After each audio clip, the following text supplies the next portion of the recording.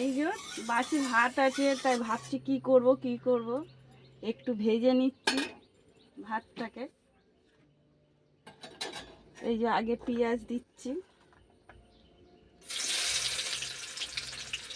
একটু কটা কাঁচা লঙ্কা আছে, কাঁচা লঙ্কাগুলো কোচা হয়নি। এবার দিয়ে দিচ্ছি শুধু গাজর।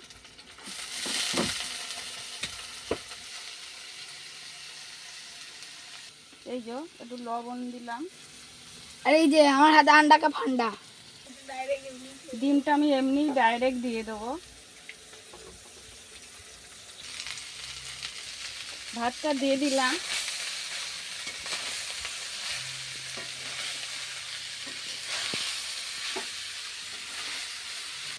গাইস একবার এরকম ভাতটা ভেজে খেয়ে দেখবে কতটা টেস্ট লাগে।